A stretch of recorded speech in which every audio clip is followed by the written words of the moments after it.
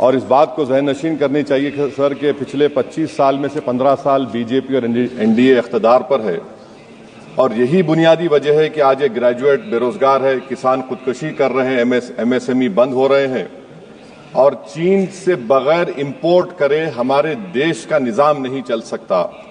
ये सब जिम्मेदारी इस हुकूमत पर आयद होती है। सर वजीर आजम कहते हैं कि मुल्क विकसित भारत की राह पे है। मैं कहना चाहता हूं कि ये उस वक्त तक मुमकिन नहीं है जब तक इस मुल्क की 80 करोड़ आवाम फ्री राशन के बगैर जिंदा नहीं रह सकती। विकसित भारत उस वक्त तक मुमकिन नहीं है सर जब हमारे देश की लड़कियां न्यूट्रिशन और तालीमी मौके उनको बच्चों की तरह नहीं मिल जाते। सर विकसित भारत उस वक्त तक मुमकिन नहीं है जब हमारे मुल्क के बच्चों को जो पढ़ना नहीं आता, प्रॉपर सेंटेंस नहीं लिख सकते।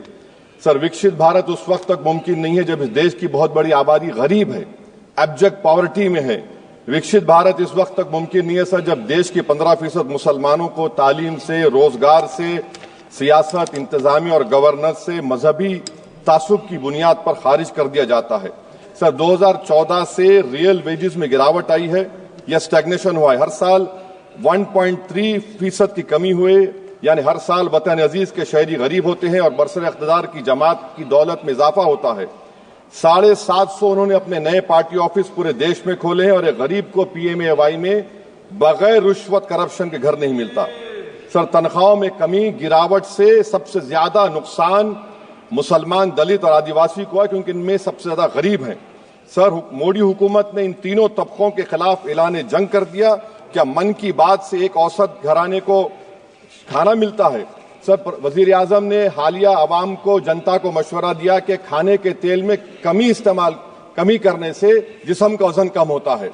सर मगर इस हुकूमत के मोटापे का अंदाजा लगाइए कि 2014 और 22 से मोदी हुकूमत ने एडवर्टाइजमेंट के ऊपर 3,260 करोड़ रुपए खर्चा किए। तो मालूम हुआ कि देश के प्रधानमंत्री मोदी जी एक एग्जाम वॉरियर भी हैं और एक डाइट कोच भी हैं। सर खाने के तेल का होलसेल प्राइस इंडेक्स 2014 में 104 था, 2022 में 182 हुआ, 2024 में 145 होता है। ये पॉलिसी हुकूमत किसके लिए बनाती है? गरीबों के लिए नहीं बनाती, हम जानते हैं। सर 80% भारत की आबादी माइक्रो न्यूट्रिएंट डिफिशियंसी है, सफर करती है।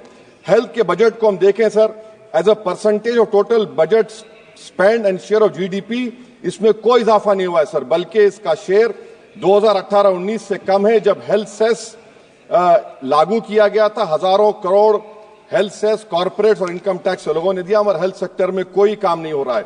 सर तालीम पे आ जाइए। इकोनॉमिक सर्वे जो रिसेंटली ले हुआ है इस हाउस में, जिसमें डेटा यह बताता है कि स्कूल रिटेंशन क्लास 1 to 10 63.8 और हायर सेकेंडरी में क्लास 1 to 12 45.6। मतलब यह है कि सर एक 1/3 हमारे बच्चे 10वीं तालीम को मुकम्मल नहीं करेंगे और आधे से ज्यादा 12th की तालीम नामुकम्मल करेंगे।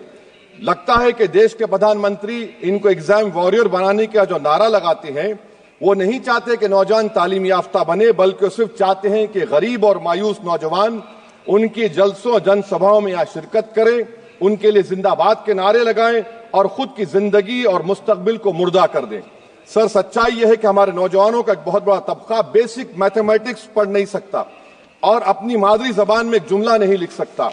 सर जो सौतेला तासुब रवैया अक़लियतों के साथ हुकूमत कर रही है, इसकी मिसाल यह है कि वजारत अक़लियती बहबूद का बजट पिछले साल से कम हो गया है। सर मैं एग्जाम्पल दे रहा हूं आपको, जो pre matric, post matric, MANF, free coaching, interest subsidy education loan है, एलोकेशन फॉर एजुकेशन एम्पावरमेंट में जबरदस्त कमी आई है। सर पिछले साल 1575 करोड़ था सर, इस साल 678 करोड़ कर दिया गया है। सर सेंट्रल सेक्टर की जो स्कीम्स है, जिसमें education, empowerment, skill development, PM विकास है, 2024 में 2120 करोड़ में से सिर्फ 770 खर्चा किए गए। सर 2025-26 में उसको 1237 करोड़ कर दिया गया। सर ये सरकार अक़लियतों को और खास तौर से मुसलमानों को मुकम्मल नजरअंदाज कर दी गई है। प्री मैट्रिक स्कॉलरशिप सर पिछले साल 326 करोड़ में से 90 करोड़ रुपए खर्चा किए गए। पोस्ट मैट्रिक में इस साल 65% कमी कर दी गई, सिर्फ 413 करोड़। मेरिट कम मीन सर 33 करोड़ से 7 करोड़ कर दिया गया है। कौमी वक्फ बोर्ड तरक्याती स्कीम शहरी विकास संपत्ति सर 2023-24 में 17 करोड़ में 8 करोड़ दिए गए, 1 करोड़ खर्चा हुआ। 2024 में 16 करोड़ सिर्फ 3 करोड़ रुपए दिए गए। इस साल 13 करोड़ रुपए दिए गए हैं। तो इससे अंदाजा होता है कि हुकूमत वक्फ की जायदादों को आमदनी का जरिया नहीं बनाना चाहती, उसको बर्बाद और खत्म करना चाहती है। सर स्किल डेवलपमेंट में हमारी दोहर उस्ताद नई मंजिल बिल्कुल खत्म करके रख दिया। अब टेक्सटाइल इंडस्ट्री बर्बादी के दहाने पे आ गई सर। 2016 तक भारत में सबसे ज्यादा रेडीमेड गारमेंट्स हम एक्सपोर्ट करते थे, आज उसमें 14% कमी आई, बांग्लादेश हमसे आगे चला गया। सर मैं एक मिसाल दे रहा हूं, मालेगांव में पावरलूम इंडस्ट्री में जो रोजगार देते हैं, ना उस पावरलूम इंडस्ट्री के लिए ना उसमें लेबरर के लिए कुछ इस बजट में रखा गया है। RODTEP, ROSCTL में एक्सपोर्ट प्रमोशन की पॉलिसी नहीं बनाई गई। ग्रुप इंश्योरेंस और GIS को क्यों बंद किया गया इन पावरलूम इंडस्ट्री के लिए? और फिर सर PLI स्कीम के बहुत बड़े दावे किए जाते हैं। ये PLI स्कीम प्रो कॉर्पोरेट है, जबकि इसको प्रो माइक्रो होना चाहिए था। मालेगांव की पावरलूम इंडस्ट्री के लिए इंफ्रास्ट्रक्चर डेवलपमेंट है। ये तासुब और सौतेला सुलूक मालेगांव पावरलूम और ये इंडस्ट्री से कब तक चलेगा? सर डेडलाइन, मोदी जी ये गवर्नमेंट डेडलाइन देती है। मेक इन इंडिया का वादा था सर, 100 मिलियन जॉब्स, 12 से 14% ग्रोथ। हकीकत क्या है सर? सिर्फ 6% ग्रोथ है। मैन्युफैक्चरिंग एम्प्लॉयमेंट में सर 12.6 2011-12 में था, वो गिरकर 11.4 हो गया 2022-23 में। सर इकोनॉमिक यूरोपियन यूनियन की policy on carbon border adjustment mechanism EU deforestation regulation ये कहता है इसके ऊपर भारत का बहुत बुरा असर पड़ने वाला है। इकोनॉमिक सर्वे ये कहता है कि 9.5 बिलियन एक्सपोर्ट्स में कमी आएगी। क्या पॉलिसी है सरकार की? सर अनक्लेम डिपॉजिट्स देखिए सर, 2023-24 में LIC में 3,70,000 maturity claims are lying unclaimed, 880 crore के। EPFO 2023-24 में 8,500 crore is lying unclaimed in 21 lakh inoperative accounts. Is this being done deliberately to shore up the government supply?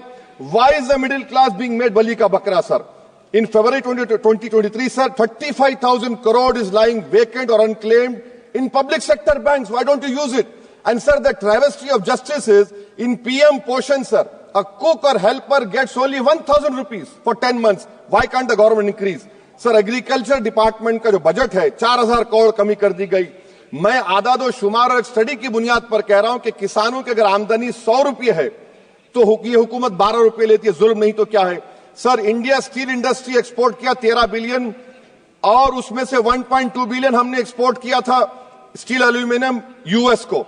अगर Trump 25% tariff लगाएगा ये significant burden होगा India के steel exporters पर और इसीलिए इंडिया मेटल इंडेक्स गिरा है 3%। सर क्या पॉलिसी है सरकार की? सर कंक्लूजन में अब आप देखें the revenue through income tax is set to increase by 4 lakh crore for BE24 while the corporate tax is only set to increase by 60,000 crore despite corporate profitability an all-time high while wage growth remains subdued. The share of income tax in total revenue has risen to 22.7% in financial year 19 to 33% in 25. While the share of both GST and corporate tax declined. This means that it is still the individual taxpayers paying income tax that is funding the government while corporation get an easy ride, sir. In conclusion, sir, the state I come from, Telangana से मैं आता हूं, तेलंगाना की आवाम ने 8 MP BJP को दिए। एक project आप नेशनल प्रोजेक्ट नहीं कर सकते, पालमारू इरिगेशन प्रोजेक्ट को नेशनल प्रोजेक्ट नहीं बनाते, गोदावरी के पानी को लाने का प्रोजेक्ट आप नहीं देते, मेट्रो को नहीं देते, एक स्टील बायारा, मेरे 8 MP आपके जीत के गए। ये लगता है कि बेचारे वो कितने कमजोर हैं कि जिस रियासत से जीत कर गए वहां पर कुछ नहीं कर सक रहे हैं सर। तो इसीलिए मैं इस बजट की मुखालिफत में खड़ा हूं। इससे कोई रोजगार में फायदा नहीं होगा, विकसित भारत नहीं बनेगा। आप लाख बोल लीजिए, हम 12 लाख का बाजा बजाइए, मगर बाजू GST का एक चौकीदार खड़ा हुआ है चोरी करने के लिए। बहुत बहुत शुक्रिया सर।